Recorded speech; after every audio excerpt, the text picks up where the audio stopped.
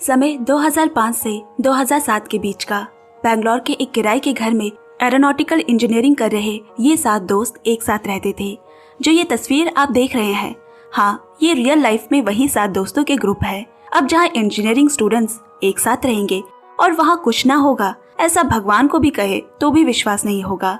ये लोग खुद ही मुसीबत को गले लगाने के लिए वीजा बोर्ड का उपयोग कर बुला लाते हैं एक आत्मा को, और फिर जो हुआ उसे जानने के बाद आप हंसेंगे या रोएंगे, यह आप लोगों की मर्जी।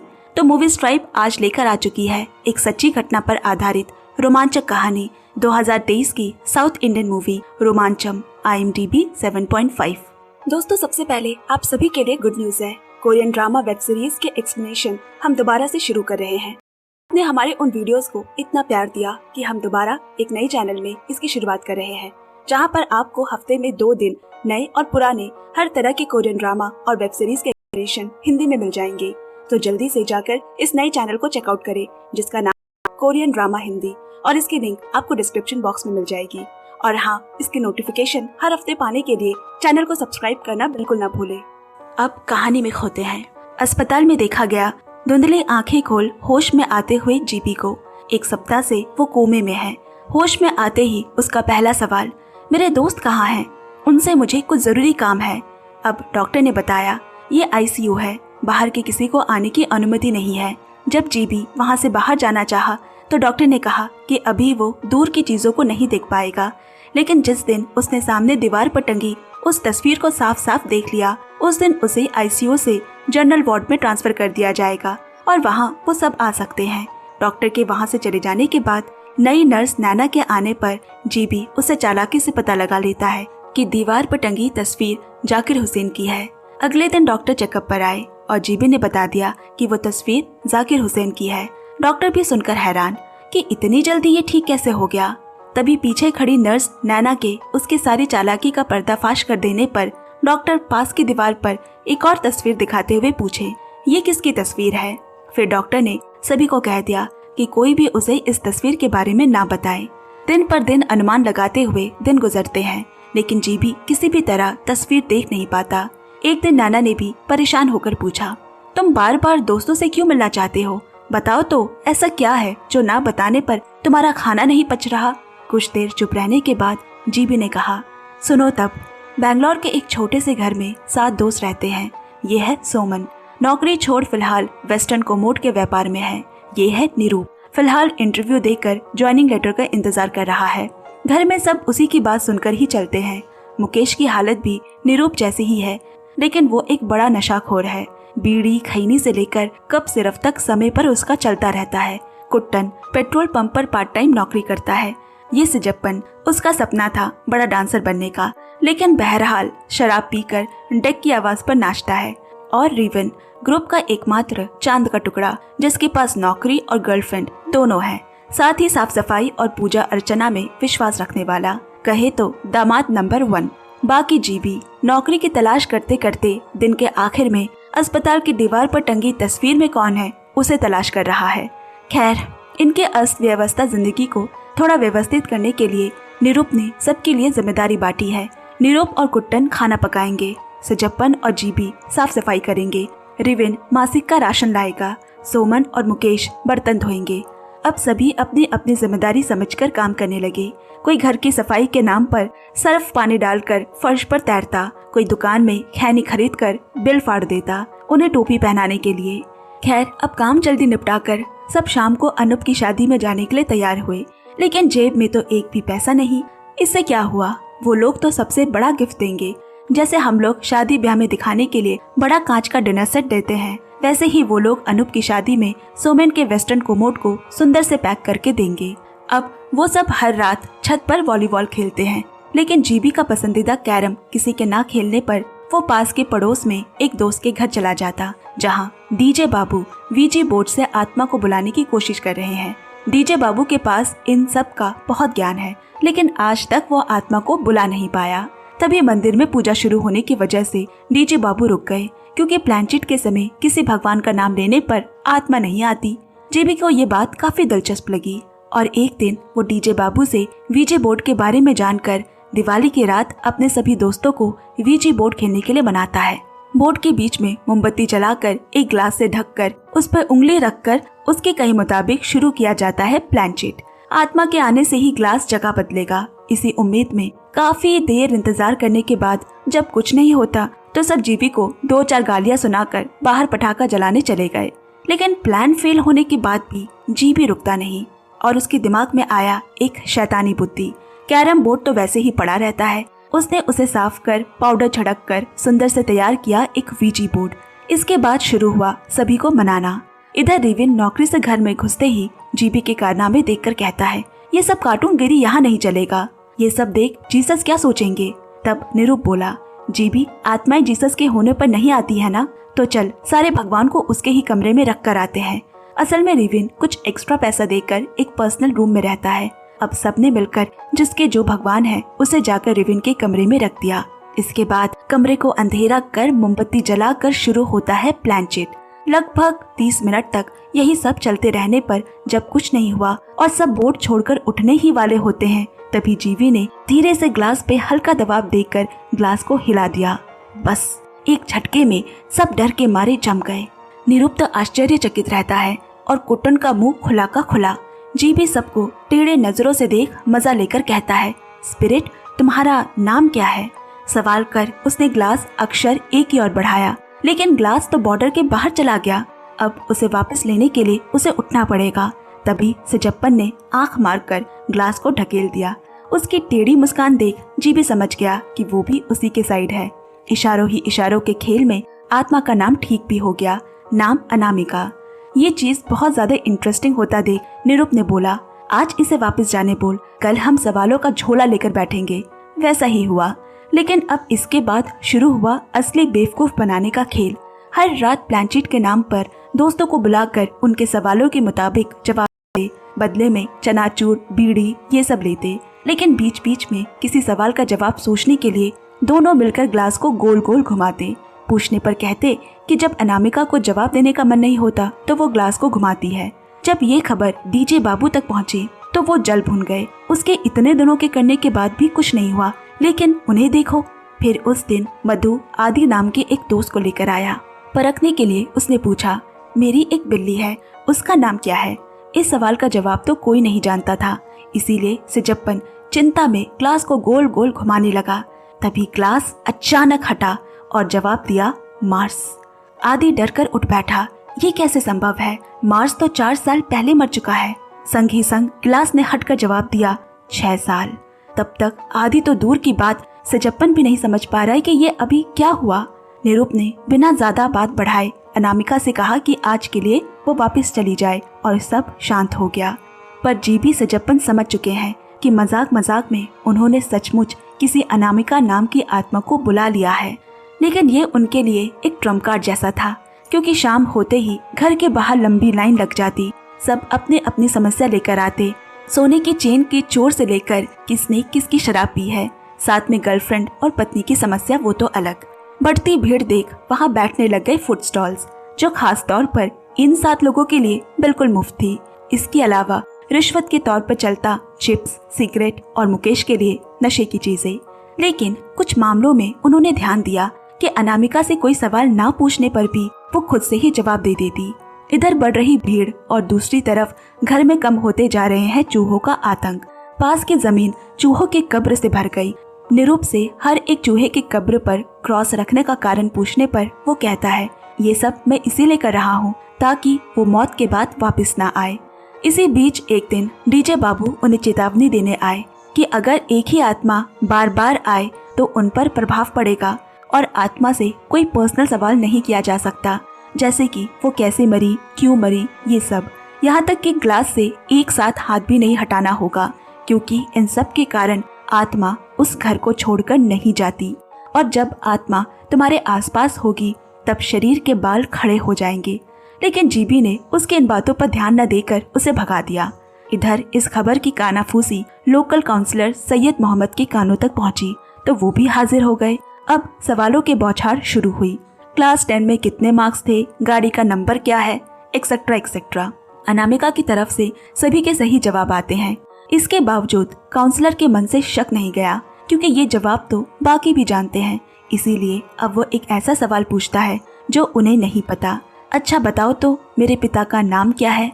जवाब आया रशीद खान। काउंसलर हंसते हुए कहने लगा, क्या ये सब ढपबाजी है? मेरे पिता का नाम तो कुंजू मोहम्मद है। अनामिका इसे सुनकर ग्लास को नो की तरफ बढ़ा देती है। काउंसलर गुस्से में बोला, रशीद खान तो मेरे चाचा है, वो मेरे पिता कैसे हुए? भला ये कैसे हो सकता है?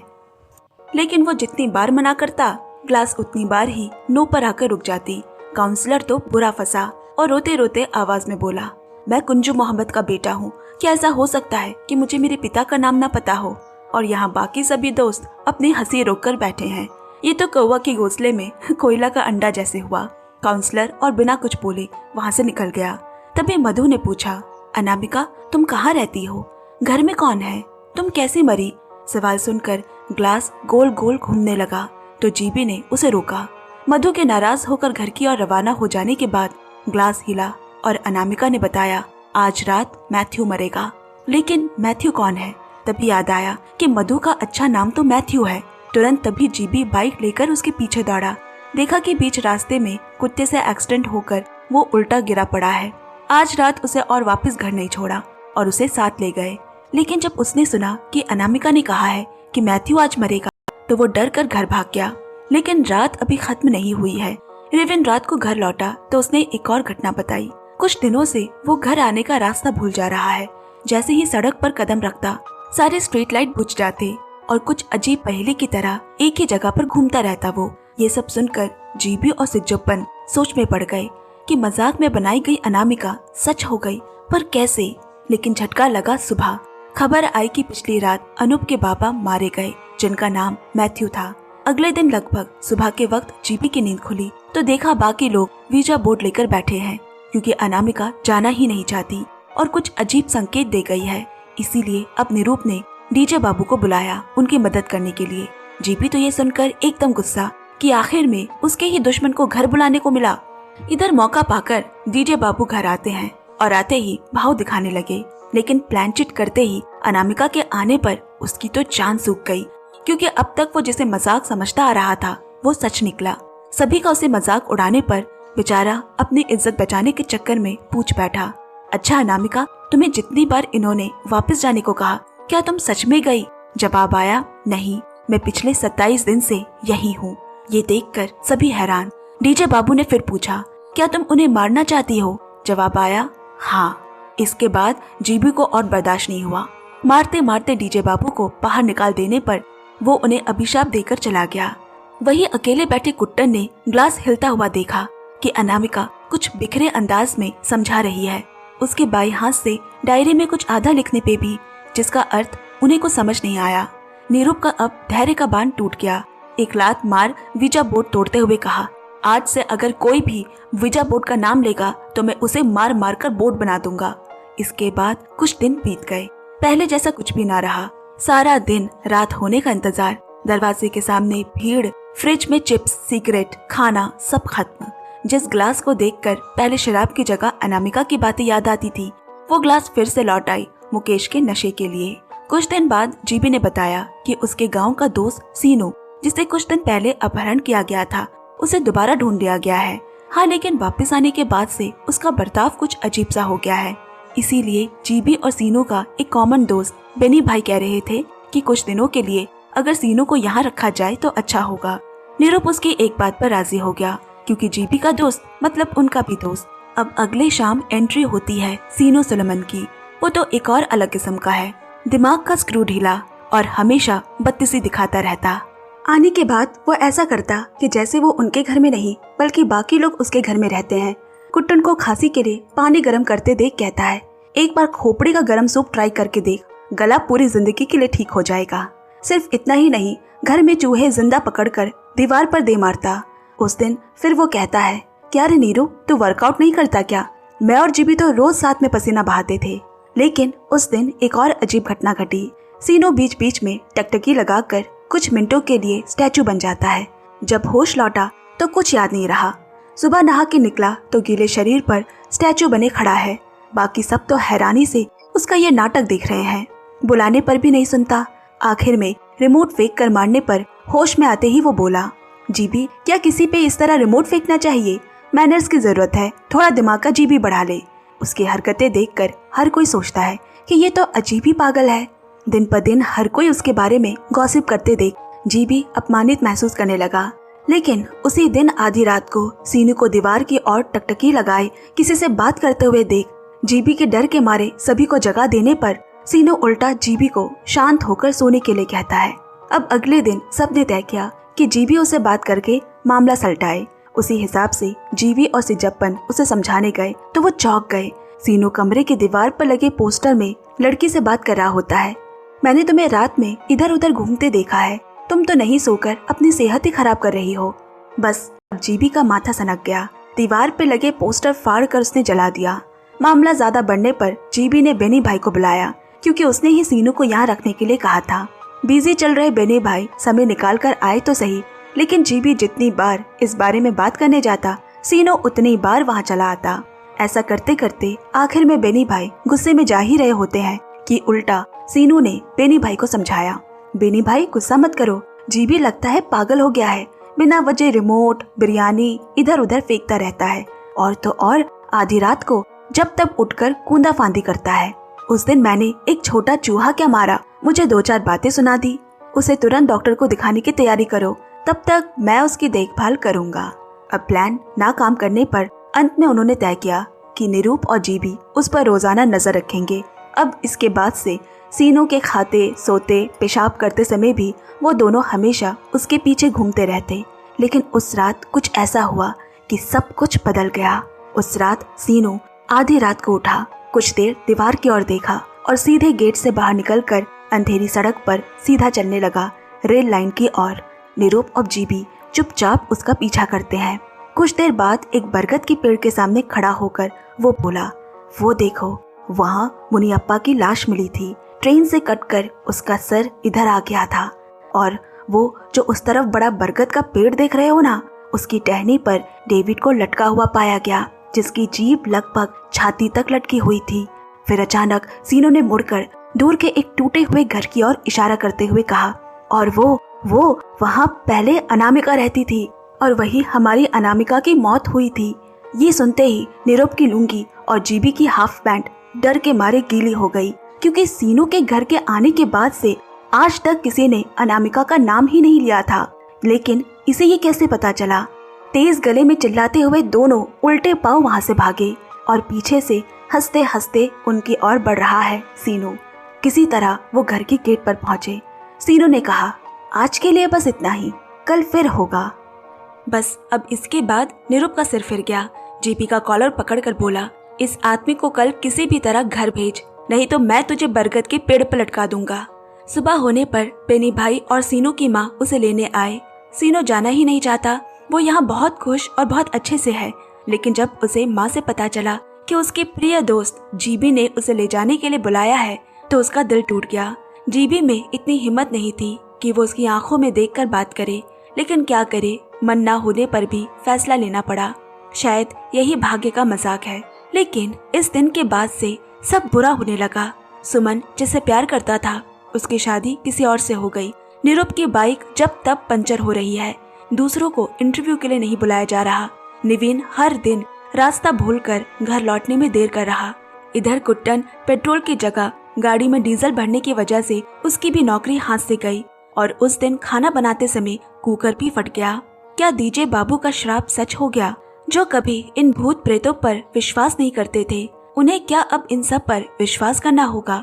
जीबी को अब भी लगता है कि ये सब कुछ उनकी गलतफहमी है, इसलिए उसने सबके सामने ये मान लिया कि वो और सिजप्पन ने मिलकर ग्लास हिलाया था और अनामिका की कहानी बुनी थी। अगर विश्वास नहीं होता तो आओ मैं तुम्हें दिखाता हूँ।